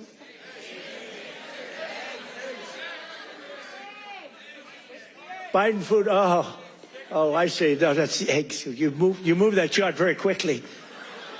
I said, what's going on with that chart? They did. That was Houdini did that. Because I was saying, boy, I really like the numbers having to do with real wages, but, you know, they've played very well. But this plays very well, too. So you have Biden food price increases, Trump. Look at that. Look at that. So ours are decreases, all decreases, and they're moving down good. But look at AIDS, 106%, and we got them down 15%. Look at those numbers. But you don't hear that from the fake news. You don't hear that. What do you think of that, David? I think we're going to have to do something. You know, we should impeach him, but he's gone. I guess we can't, right? By the way, if it were up to them, numbers like that, they would have impeached. Those numbers are terrible, and those are government numbers. So thank you very much, everybody. It's good. We have a couple of other charts we're going to show you, too, that are just terrible. We're also working to bring down the cost of health care. Obamacare is a scam. Under Obamacare, trillions of dollars were given directly to health insurance companies. Their stocks are up 1,700% in a very short period of time. Would you say that's good? Obamacare's primary purpose was to pay off insurance companies. You know, the insurance companies back the Democrats very heavily. I want to give billions of dollars directly to the people. I want to take all of the billions and billions and actually trillions, but over a period of time. And I want to give all of that money we give to the big, fat, rich insurance companies. I don't want to give them nothing. I want to give nothing to the insurance companies. I don't want to give all, because they're sucking our country dry with this scam by the Democrats. That was Obama, and I've always said it, Obamacare, but now you see the numbers because your premiums are going up on Obamacare and everything. It's forcing everything up. But we want the money go directly to the people. We want you to go out and buy your own health insurance, and you'll get much better health insurance at a much lower cost. Everybody knows this is the best way to go, but the Democrats, they're bought and owned by the insurance companies. So let's see how many of them have the guts to vote for this. You know, we're putting in bills where all of that money, hundreds of billions of dollars, goes to the people to go out and buy your own health care. And everybody's different. Some are young people, some are older people. It's a much different, really, set of criteria. In 4 years under Biden, Democrats secured less than $1 trillion in new investments in our country. Think of that, though. And we've done in 10 months, we've set the all-time country record by many times. I'm going to get the exact numbers many times. 18, what are we over 18, right around 18 trillion? We could hit $20 trillion in the first year with 10 months, 18 trillion versus less than 1 trillion. And I'll tell you what, it was going to go down if it wasn't going to be like even anything. It would have been negative because companies were pouring out of our country. The stock market is set 51, this is in less than 10 months, the stock market is set 51 all-time record highs. There's never been anything like that. Bum, bum, bum. Bum, bum, bum. It's at, think of that, it's at 51 all-time record highs in less than 10 months. That was as of about 3 weeks ago. Before I entered office, 100% of all new net jobs were going to migrant workers. Think of that. 100% of new jobs were going to migrant. These are government numbers, by the way. These are not Trump numbers. These are government numbers. Because they say, well, did Trump come up with these numbers? No, I didn't come up. I'm just... Migrant workers and illegal aliens got 100%. But since I took office, 100% of all net job creation has gone to American citizens. How about that? Now, how about that? Even I will give myself a hand. Now, think of it. 100% went to American citizens before 100% went to people that came into the country illegally. Again, many of them from prisons, many of them gang members, drug members, Tren de Aragua. More Americans are working today than at any time in the history of our country. That's why when they ask about the economy, you know, you have fake polls. How's Trump doing? You hear these numbers. How's Trump doing on the economy? I was interviewed by a very hostile group today. I said, why am I doing these people? They're hostile. But they were relatively fair because they can't beat you. I don't mind. I can be interviewed by anybody. Were you concerned if you're doing badly, you don't want to be interviewed by bad people, but they can't do anything to you because the numbers speak. It was Politico. I did an interview today. It was a good interview because they have no ammunition. The one person said to me, it's unbelievable. Our economy is unbelievable. There's never been anything. But the Democrats go out, prices are too high. Yeah, they're too high because they caused them to be too high. But now they're coming down. One of the most important ways we're defeating inflation is by unleashing American energy, including oil, gas, and clean, beautiful coal right here in the Commonwealth of Pennsylvania. Did you know I went to school in the Commonwealth of Pennsylvania, right? The great Wharton School of Finance. I love the Wharton School. Became a little liberal, but these are minor details. But the Wharton School, one of the greatest schools in the world. I went here and I loved it. I loved the school, and I love Philadelphia. Philadelphia's gotten a little rougher. But we're going to take it. And you have a great football coach, and you have a great running back, Saquon.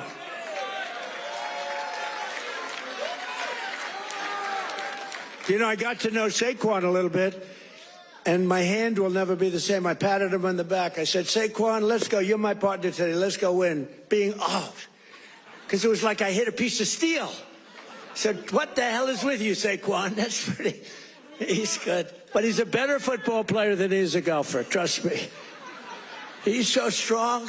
He's those muscles. He's just, but his football is great. His golf will be very good. Very good. But we won. We won our match. And you do have a great coach. I was with you, Coach. I got a little streak going here, but that'll change. But he's a great coach. Well, you won the whole deal, right? I got to know him last year when he came to the White House, and I said, this guy's he's a real leader. The players loved him. And you had some players that are just, really just fantastic guys. But you have a good football team. It's really good to watch. But for 4 long years, Biden and the Democrats tried to endlessly kill Pennsylvania energy jobs. They worked so hard to kill the jobs. They wanted wind all over the place, you know. Let's go buy those windmills for millions of dollars each from China. Every time it goes around, you lose $15. Did you know that? That's on average. You're supposed to make money with energy. You're not supposed to lose money with energy. And everybody that's doing wind is in virtual bankruptcy right now. If you look at UK, I told he's a nice man, Starmer, Prime Minister. I said, you have a great energy source in the North Sea. Use it. Well, you're not going to be in office very long. Their energy prices, they're putting wind all over Scotland, all over beautiful, the most beautiful fields in the world, Scotland. All over beautiful. Oh, we have some Scottish people here. Where the hell did you come from? We have Scottish people. But they're putting wind all over Scotland. The people are not thrilled with it. And it's costing them a fortune. They have the most expensive energy. And I said, I'm going to do you a favor. You could be there for a long time. Open up the North Sea oil. One of the greatest oil. And, you know, they like to say, well, it's very well depleted. No, it's good for another 500 years. And they haven't even found most of it yet. And if you look at Norway, they have a section of the North Sea, which in theory isn't as vibrant. And it's a very rich country. You know, they have a tremendous worth because of the North Sea. But UK has to, if they don't go back to oil, I think a lot of bad things are happening to Europe. You know that their immigration policies are so bad. It's so bad. They're destroying our beautiful Europe. I love Europe. They're destroying Europe, and they better do something. I'll give them just some free advice. I'm focused here, but I give them free advice. They better be careful because immigration and energy are going to destroy Europe. On day one, I ended the war on Pennsylvania energy. I just terminated something that was insane. And we all love Elon. Elon was up here campaigning, right? But I said, Elon, I think electric cars are great, but not everybody wants an electric car. And I ended the insane electric vehicle mandate where everybody was supposed to have an electric car by the year like 2030 or some ridiculous year like that. It's just not going to be that way. I don't think it'll be some like hybrids, some kind of like gasoline powered. I mean, the nice thing about gasoline is we have 2,000 years worth of we have more gasoline, we have more oil and gas than any country anywhere in the world. Is that right? And they want us to go to batteries. Let's go to batteries. We don't have battery content. So let's go to batteries, according to these morons that were in our country. Let's not use oil and gas, which we have more than any country in the world. Let's go to batteries.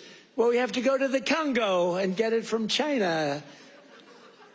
But I actually stopped the war with Congo and Rwanda, and they said to me, please, please, we would love you to come and take our minerals, which we'll do.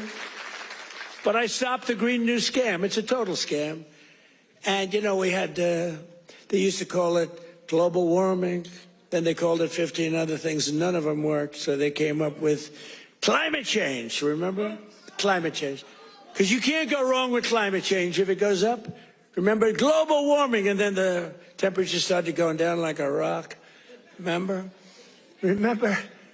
We had global warming, and they sent that big, beautiful ship with all scientists on it, and it went into deepest Alaska. It went up through the ice. And the global warming, it was getting so warm, except, unfortunately, they had a bad few weeks. It got so cold that the ice just crushed the ship. We had to take those poor bastards out by helicopter. The scientists, they said, one guy was petrified of helicopter. He said, I have a choice, go down in the ice with the ship or go in a helicopter. He chose the helicopter. He made it. But we have a very simple policy, right, Chris? Drill, baby, drill. We have a simple policy. And natural gas production is booming. Coal mining is up by 2.4 million tons a month. And we're also reviving Pennsylvania manufacturing. And with our historic tariffs, steel production is roaring back.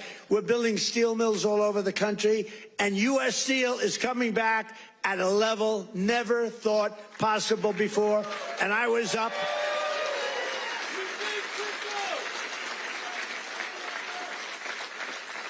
And I was up here and with the workers and with Selena. Do you know Selena?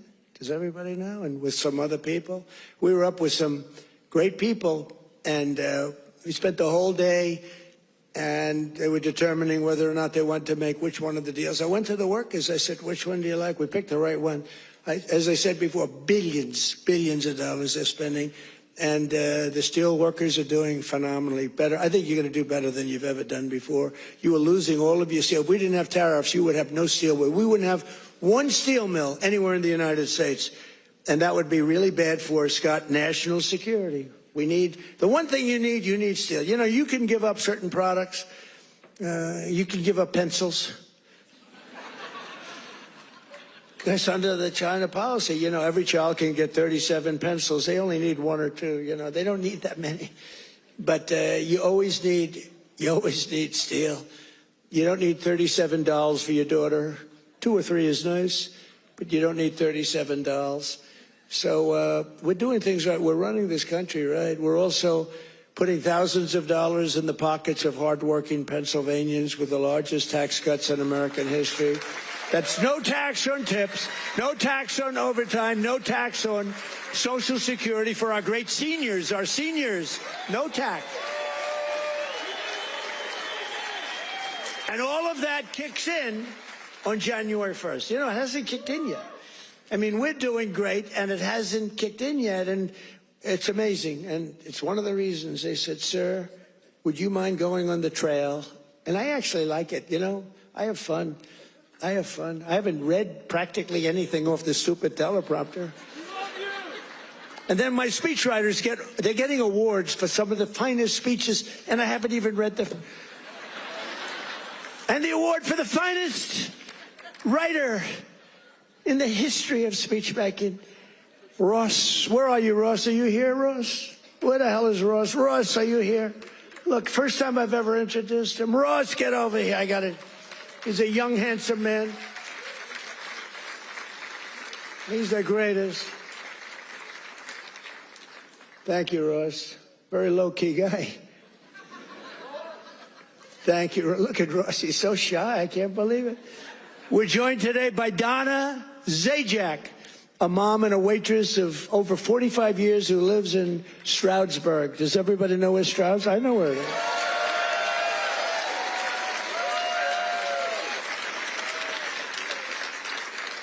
Because of no tax on tips, Donna estimates she will keep hundreds of additional dollars every single month, and she'll put all of that money toward her daughter's dream of becoming a veterinarian. That's a good, right? A good thing.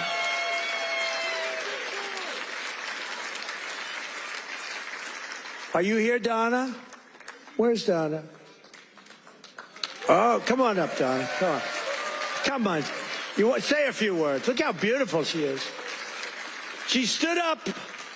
She wasn't supposed to come up, but when I looked at her, I said, come on up, Donna. Look how beautiful she is. You're not allowed to say that anymore. You know, in politics, if you say somebody's beautiful, that's the end of your political career. I say, I don't care. I don't care. Come on up, Donna.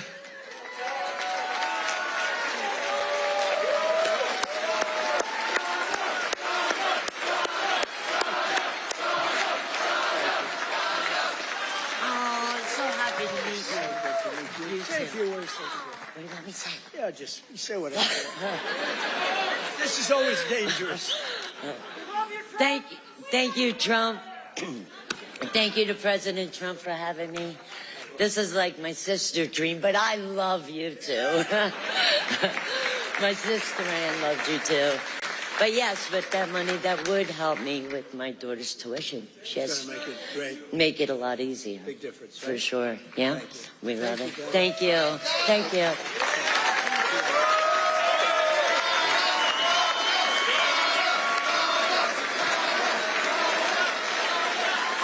A star is born. That's all I say. A star is born. Is your sister here? Is your sister here, Donna? Are you? Oh, hello. How are you? Good family. Well, thank you. Thanks, Donna. That's beautiful. Also with us is Marine Corps veteran Sean Downey, who now serves as a firefighter and a local first responder. Sean worked over 400 hours of overtime. That's a lot. And thanks to no tax on overtime, he'll take home thousands of dollars extra, which he plans to use to buy a first home. And thank you. Where's Sean? Good, Sean. Good. So you're going to use that money well, right? That was not an easy one to get approved. You know, it all went through Congress. I had to really push hard. I was not nice. I was not nice to get you that money, but you're going to use that money to get a house, right? A first house? Good. Well, you have a great future. Thank you very much. And here as well is Megan Hemhauser from Cresco, Pennsylvania. Megan's husband works 10 to 15 hours of overtime a week operating heavy equipment while she bartends and waits tables at night and homeschools her 2 children during the day, getting more and more prevalent. Homeschooling getting more and more, it's happening. That's okay, it's good. But thanks to no tax on tips and no tax on overtime, more than a quarter of their income will be tax-free. Megan, do you want to come up? Come on, Megan. Come on up.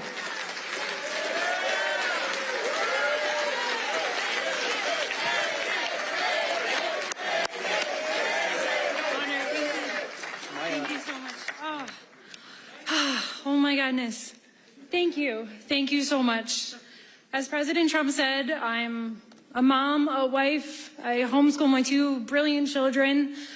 And the no tax on tips is incredible. No tax on overtime is incredible for my husband. And it all comes back to our family. It saves us, and it's for the future of our children. And it's been such a blessing to be home with them and to have them here with me tonight. And thank you for everything, President. Thank you. Thank you.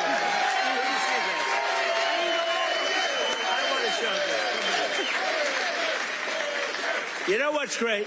So she had these notes, right? Not notes, it's a speech. She never even looked at it. She was great. It's much better when you don't have to read it. Ladies and gentlemen, thank you. So I just thought, great job. That's a great job. Thank you. Thank you so much. Thank you. Thank you. Thank you. That's great. Never looked at the notes.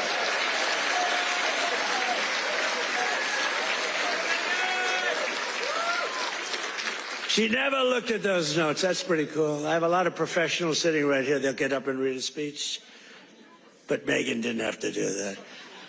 Another key part of our tax cuts is known as Trump accounts.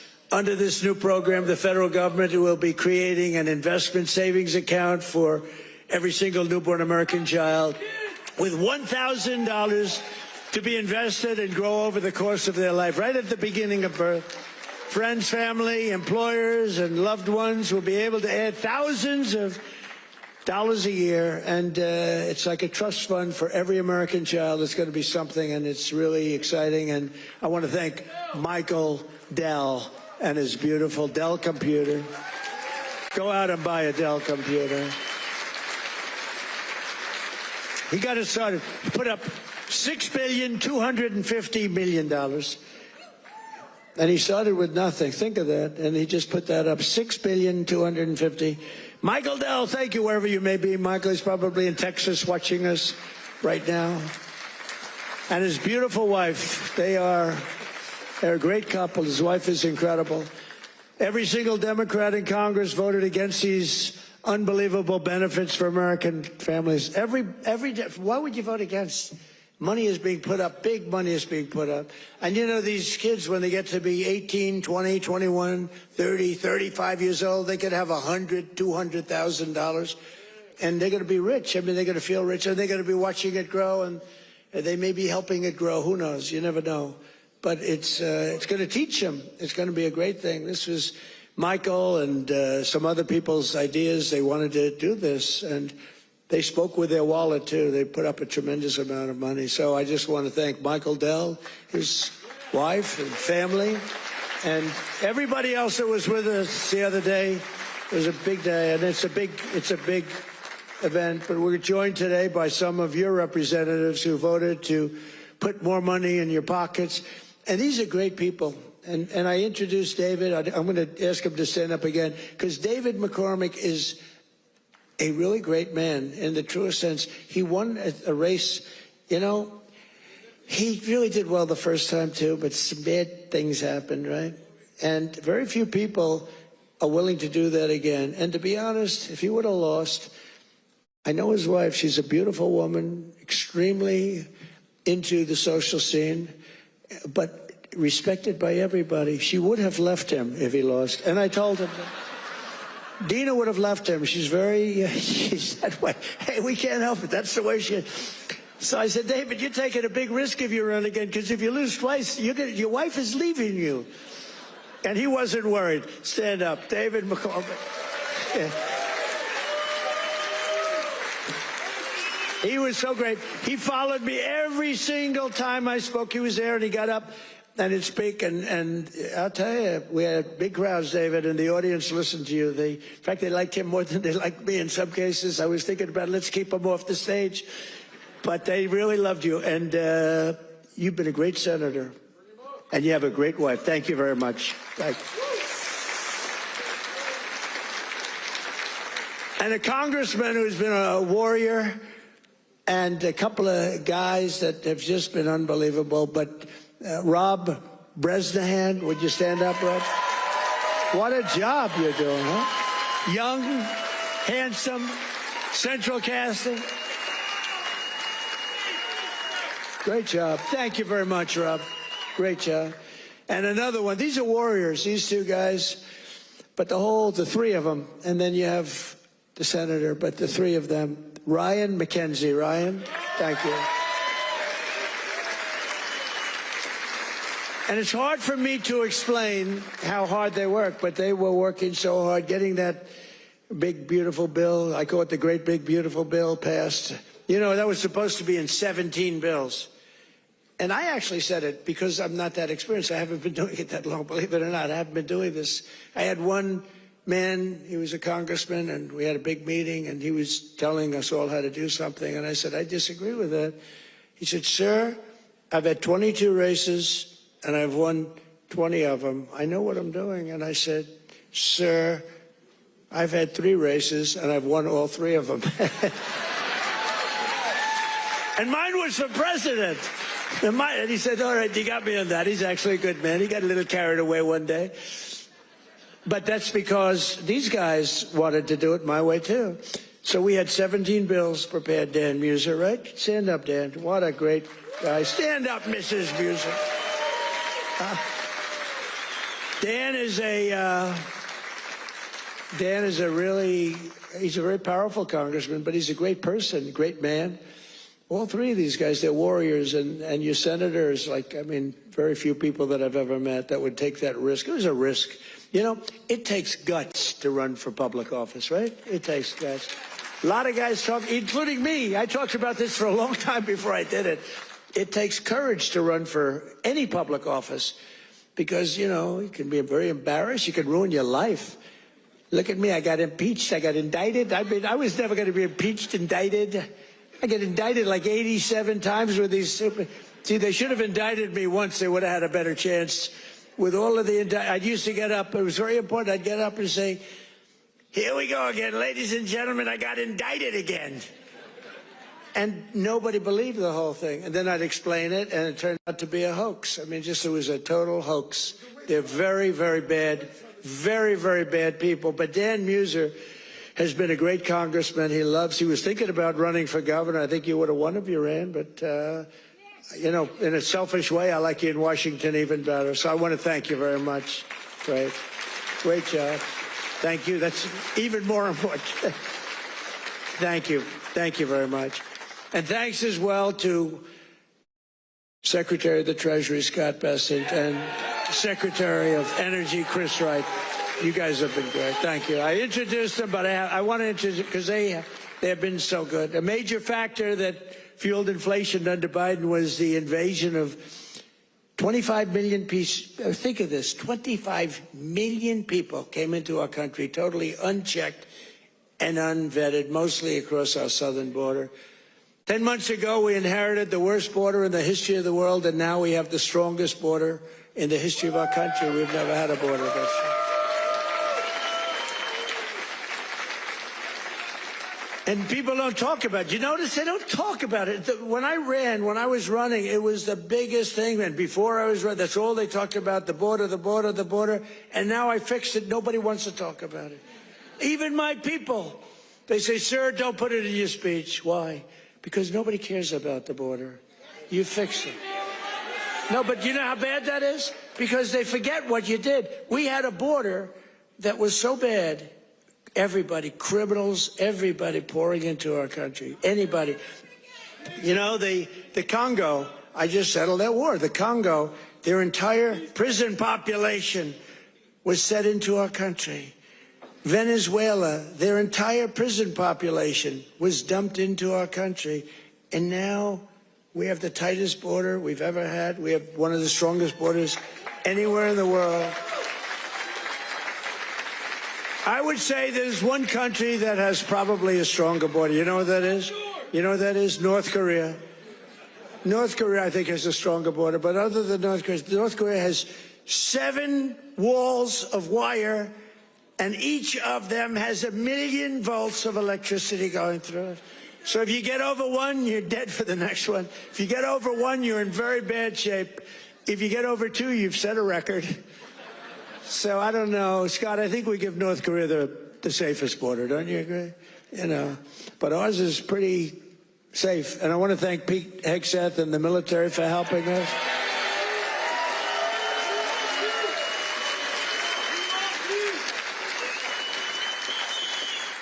And again, for 7 months in a row, we've had 0 illegal aliens that have been admitted to the United States. And nobody. Do you remember when Biden said, I need legislation to do that? And I said, no, all you need is a new president.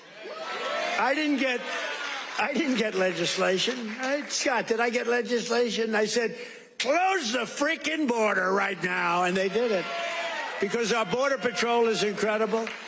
ICE is incredible. That ICE, poor ICE, they take a lot of abuse, but they're the toughest people. And again, Washington, D.C. now is, we had the tragedy, of, which was a terrorism tragedy, but we have Washington, D.C., the safest it's been in 52 years. Think of that. And a year ago, you couldn't walk down a street in Washington, our nation's capital, and now restaurants are booming, restaurants are opening. The restaurants were all closing, now the restaurants are opening. You can't get into a restaurant in Washington, D.C. Biden and the radical left Democrats turned Pennsylvania into a dumping ground for hundreds of thousands of migrants from the most dysfunctional places on earth, like Somalia, and gave them billions and billions of your taxpayer dollar. But we didn't really give it. It was stolen. And those people should go to jail. Jail. And if they don't go to jail, Scott Bessent is toast. He's toast. I'll tell you, that could be the easiest case. I think it's too easy for you. Just give it to your assistants. They can do that case. These people are crooks. They don't work. 91% unemployment, okay? It's a scam, and it's headed up by the crooked Congresswoman. Whatever happened to her brother, by the way? Is he still around? Is he still, where is he?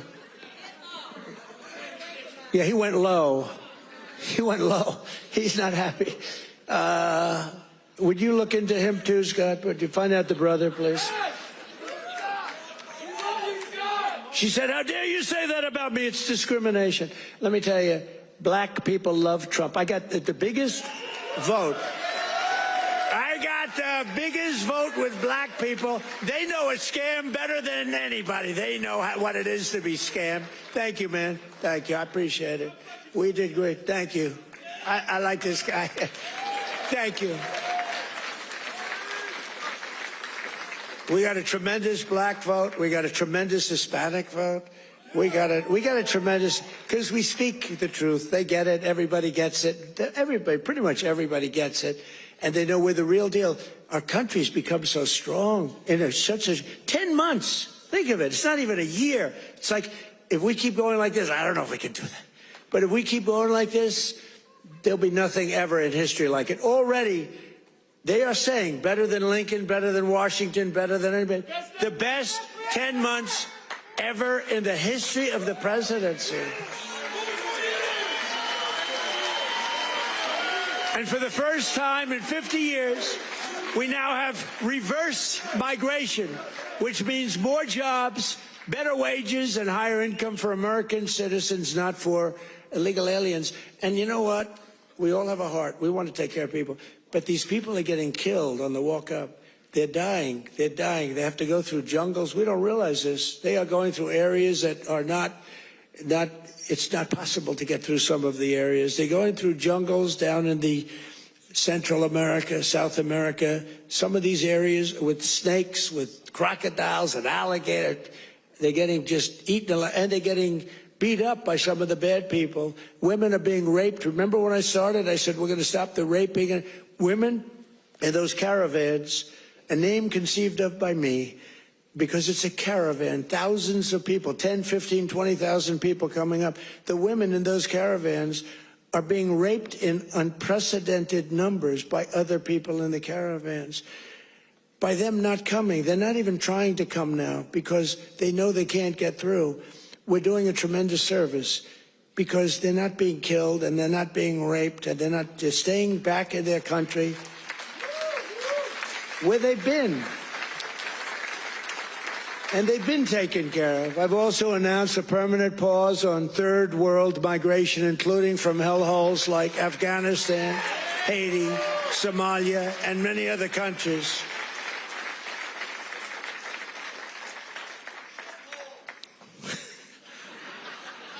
I didn't say shithole, you did.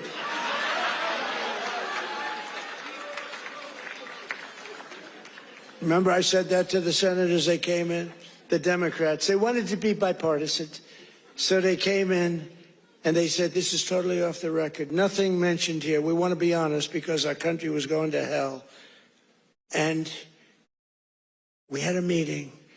And I said, why is it we only take people from shithole countries, right?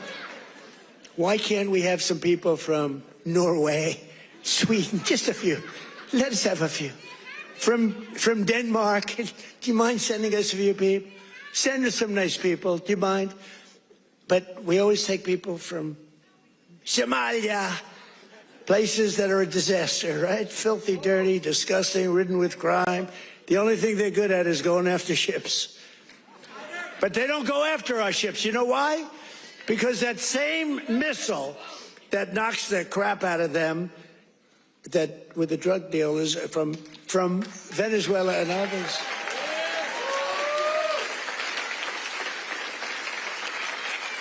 That same missile, think of it, from hundreds of miles away, we have the greatest military, we have the greatest equipment, we make the greatest equipment in the world. I bought more equipment.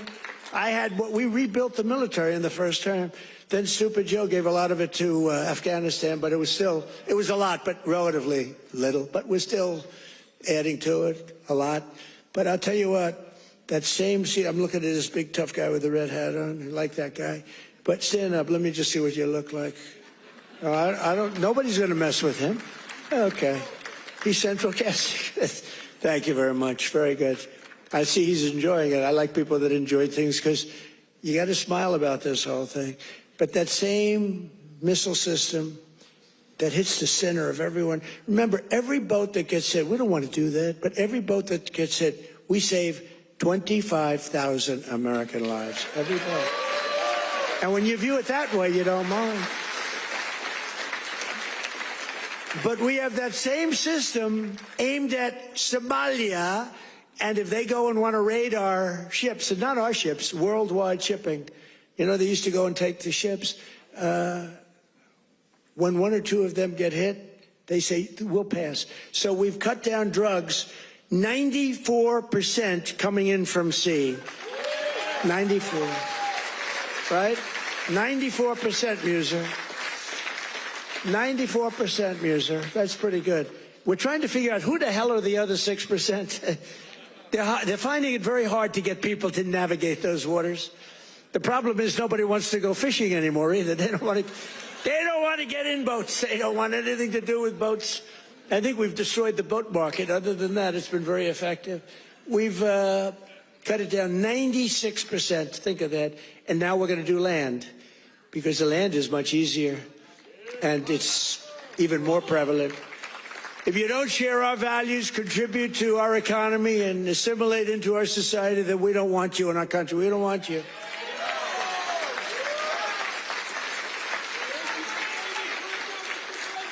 I mean, Ilhan Omar and the people from Somalia, they hate our country.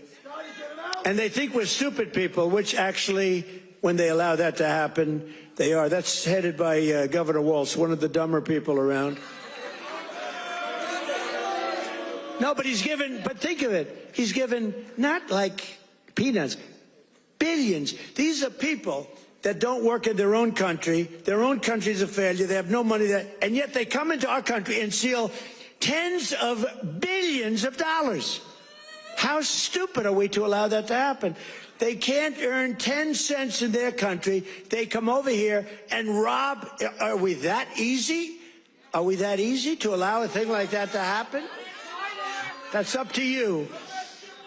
And look at what's going on in North Carolina. We have a big Senate race. We have a fantastic man, Michael Whatley, running as a Republican, head of the Republican Party.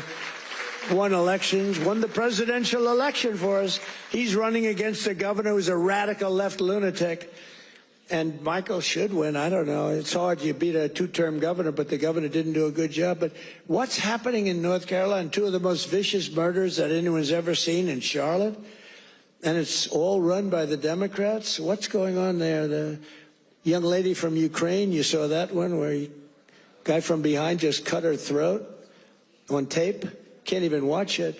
What's going on in North Carolina? You need a Republican running that, and you've got to have a Republican senator elected. If you don't, and Michael Whatley's running, he's going to be great. So we have people from North Carolina here. Otherwise, I wouldn't be wasting so many words. You know, it's a Senate race, but you agree with me, I think, Mr. Senator, right? Together, we've achieved more in less than 1 year than most other administrations have achieved in 8 years. And we're restoring law and order to our cities, backing the men and women of law enforcement. I love law enforcement. And standing with the heroes of ICE and Border Patrol. We've ended political correctness in our military. We've renamed the Department of Defense into the Department of War. I said to Pete, you know, Pete's a tough cookie, and I said to Pete, I used to do interviews with him, and all he wanted to talk about was the military. I said, this guy's great, smart guy, great education, great everything. The press gave him a hard time, real hard time, but he's really proven to be very, very good, very, very strong. Young, strong, smart. We have Raisin Cain, the great general who knocked out ISIS for us in 4 weeks. Raisin Cain, they said it was going to take, right? They said it was going to take 5 years, sir. Or, sir, it'll take 5 years.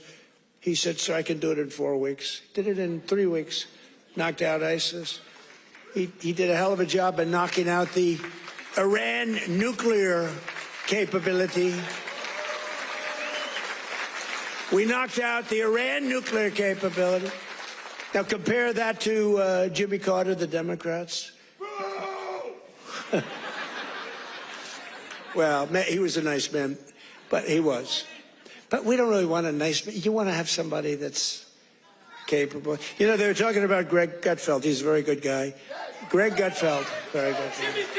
But Greg Gutfeld he didn't like me very early in his, he didn't like me. I don't know, he just didn't like me. And it was all right, but, you know, figured it's okay, I'll live with it. Then all of a sudden he started saying, you know, I don't like this guy, but everything he says, he gets it done. And, you know, then he went on a couple of months later and he started going like, I'm starting to like that guy better. Every damn thing he says, he gets it done. And it's all really good, common sense, tough stuff. I've never seen anything like it. Everything he says, he gets done. And then he started to really like me. And then we did an interview. It was supposed to be a 10-minute interview. It lasted for 2 hours. There was a good chemistry. And he did 5 shows, all 5 shows that week. And he got the highest ratings that anyone's ever gotten in that time slot. And he became legendary. I'm happy for him. But there was something. But he said, during the process, he said, so would I rather have a guy as president who was really a nice guy who I liked, or a guy who I can't stand that gets everything done and turns our country into a great country again? And he was smart. It was a very interesting process, but he's a great guy. He's doing really well. Totally dominates the late night. totally dominates. So I guess there's morons that they have at the end. Kimmel, what bad people? In 10 months, I ended 8 wars, including Kosovo, Serbia, Pakistan, and India. They were going at it. Israel and Iran, Egypt and Ethiopia. You didn't know about that. Armenia and Azerbaijan. And I hate to say this, one named Cambodia, Thailand, and it started up today. Tomorrow I'll have to make a phone call, and I think they'll get it. Who else could say, I'm going to make a phone call and stop a war of 2 very powerful countries, Thailand and Cambodia? They're going at it again. But I'll do it. So we're making peace through strength. That's what we're doing. We've cut federal funding for any school that pushes critical race theory or transgender insanity. No more money. We banned the chemical, surgical mutilation of children. Think of this. Can you imagine if you were up here 15 years ago? We have banned the chemical mutilation of children. They'd say, this guy's crazy. We actually had to ban it. But think, can you imagine that? Or I have stopped men from playing in women's sports. They'd say, this guy's crazy. Men don't play in women's sports. Stop men. Well, that's another thing. We stopped men from playing in women's sports, and we're restoring the name of a great president, William McKinley, to Mount McKinley in beautiful Alaska. And I renamed the Gulf of Mexico into the Gulf of America.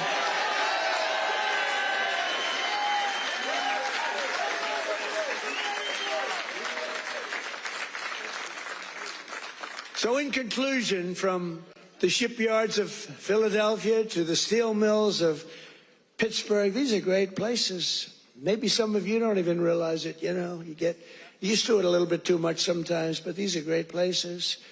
From the union halls of Scranton to the kitchen tables of millions of Pennsylvania families, we're bringing prosperity and pride surging back to this magnificent Commonwealth. We're bringing it surging back here hot. Our country's hot and you're hot. Together we're repairing 4 years of disaster by the radical left Democrats in Congress and by the worst president in the history of our country. He is. I mean, it's not a question about that.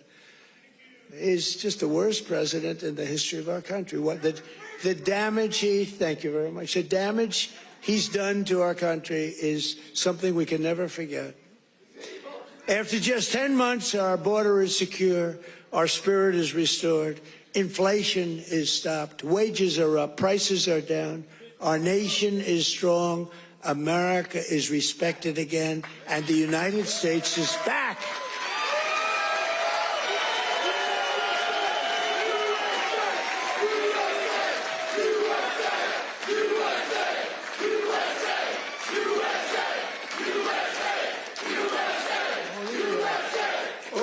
People, right?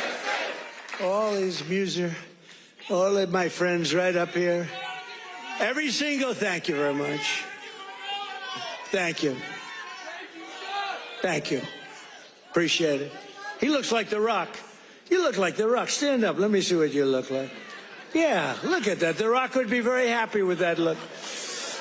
Every single day of this administration, we will keep on working for the hard-working American citizens, people that love our country. We will fight, fight, fight, and we will win, win, win. And with your help, we will make America powerful again. We will make America wealthy again. We will make America healthy again. We will make America strong again. We will make America proud again. We will make America safe again. And we will make America great again. Thank you, Pennsylvania. Thank you. We love you, Pennsylvania. Merry Christmas.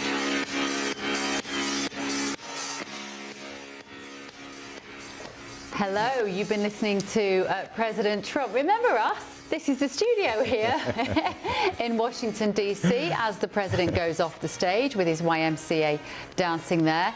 Gentlemen, Niall Gardner's with me, Eric Hammer is with me. Paul Cox is even in London, but I don't think we're going to get to Paul at all. He was talking there for nearly 2 hours, Eric. That is what he likes to do the best. Be out amongst people, riffing, a bit of auto cue, covering all the big topics he wants to talk about. He looks so happy.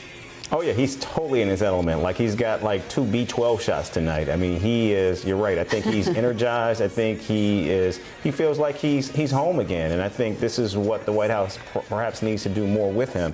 Get him out there to engage with his base, with his voters.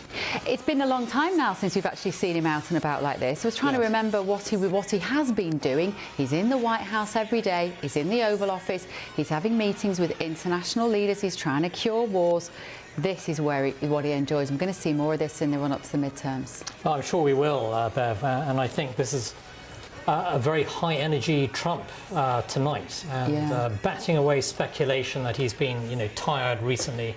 And you contrast the energy that Trump has shown tonight with, with the Joe Biden years. There is a huge difference there, and I think that Donald Trump, more than anything, wanted to really speak to the base of his support, and also to demonstrate that he's very much there with his supporters. So, I think a big night. Eric, tell us about Pennsylvania, where he's been tonight. Why was that crowd so supportive?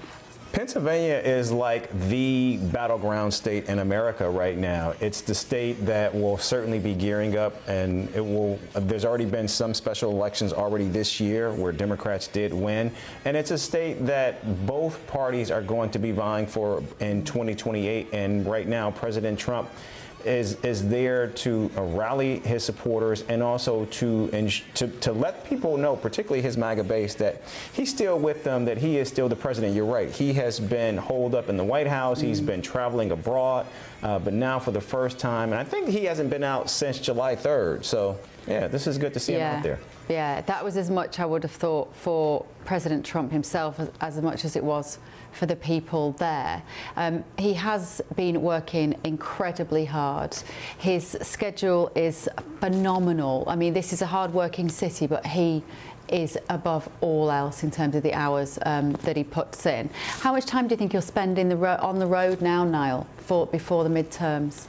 Well, I think next year we can expect to see Donald Trump doing a lot of rallies like this, and of course, as Eric pointed out, Pennsylvania, vital state for the Republicans to win as well in the 2028 race. So I think we'll see a lot more of President Trump on the road. He clearly relishes these opportunities. He relishes the time he's spending with grassroots supporters, and this is what Donald Trump really does best. He sails close to the wind, though, when you let him off the leash a little bit, doesn't he, Eric? Oh, I think he's in the wind. Sometimes the impressions that he does, the imitations, the mimicry, he does allow those. I mean, he was swearing a little bit there, wasn't he? And calling out to the crowd. And sorry about that, by the way, if you were offended by the language there from the president. Feels a bit ridiculous to be apologising on behalf of the most powerful man in the world, but there you go. Those are the rules under which we have to operate. And he does allow, in a world of clippable moments, his adversaries to criticise him on nights like that. Oh yeah, and if we're going to see more of President Trump on the trail heading into the midterm elections, that Democrats believe that's actually a gift given where they stand and what they've seen in recent elections. So they're inviting this, they're looking forward to this, and I know Trump, being Donald Trump, is going to meet them every step of the way. So this is going to be an interesting 2026 that we're heading into. We thought he was going to talk mainly about about the economy, Niall, and he did talk about the economy. He was talking about the fact there's these 4,000 manufacturing jobs in Pennsylvania and 40,000 people lifted off food stamps. Very important to him, isn't it, that topic of the economy and being positive about it. But he also didn't mind taking a swipe at the UK and our immigration system.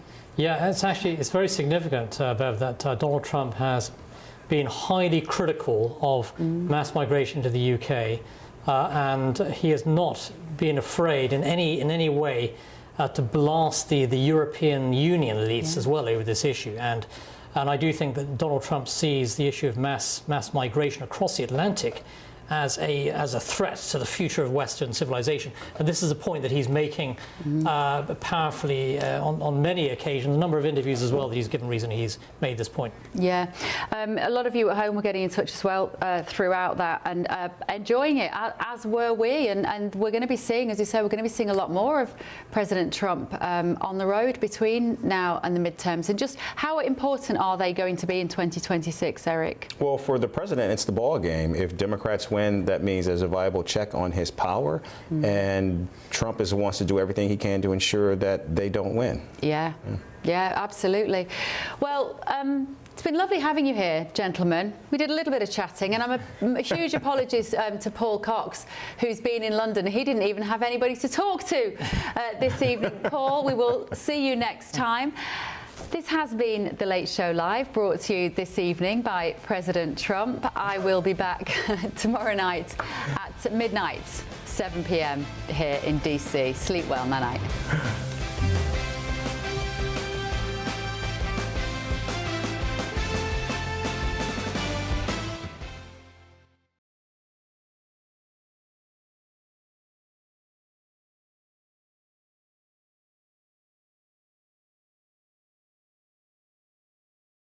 The Met Office. Storm Bram is now clearing away, and whilst the strongest winds have started to ease, it's worth bearing in mind there will still be some particularly wet and windy weather around, potentially even stormy weather across some parts of Scotland in particular.